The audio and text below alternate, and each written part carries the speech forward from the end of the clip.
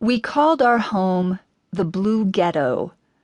Each spring it accreted along both sides of a dirt road you could walk the length of in 2 minutes. Our scrap of road collided at one end with the backside of Three Rivers Lodge, the rustic resort that largely comprised the town of Lowell, Idaho. The other end was swallowed by a wall of dense, dark, dripping green, the Clearwater National Forest. Alongside, screened from view by willow and syringa, ran the Lochsa. This mountain river swells each spring with snowmelt and rainfall, pounds through dozens of powerful rapids in a handful of miles, and then, just downstream of the lodge, folds with deceptive peace into an even better-known mountain river, the Selway. The denizens of the Blue Ghetto were whitewater raft guides, many of us career guides, as we like to point out to one another.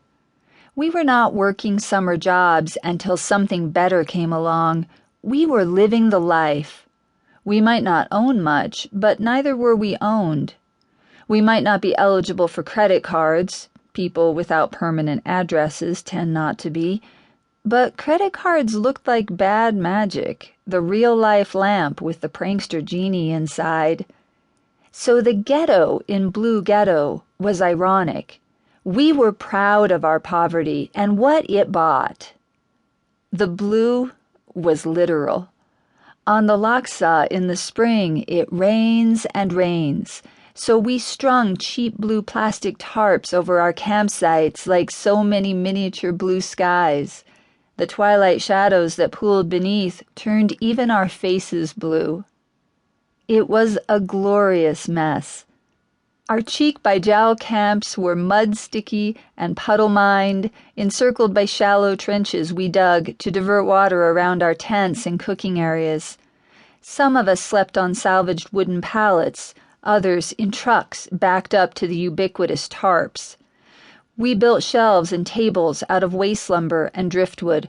All of it was festooned with boating gear that seldom dried. As you might expect, our tiny enclave was well endowed with colorful characters. There was Dave, who was in his mid-20s but had yet to own a car. In fact, he didn't know how to drive. He hitchhiked to every destination he couldn't reach by bicycle, including the Lochsa and, somehow or another, Tibet. There was Lonnie, who had a master's degree in something I could never remember, although I occasionally heard him mention it to curious guests.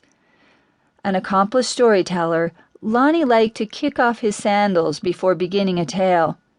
Then he'd scuff his feet into the grass or sand as though cleaning a battery terminal. Hooked to his source, still silent, he'd fold his body into an angular origami squat and swivel his long neck until he had captured every eye. Then he'd begin.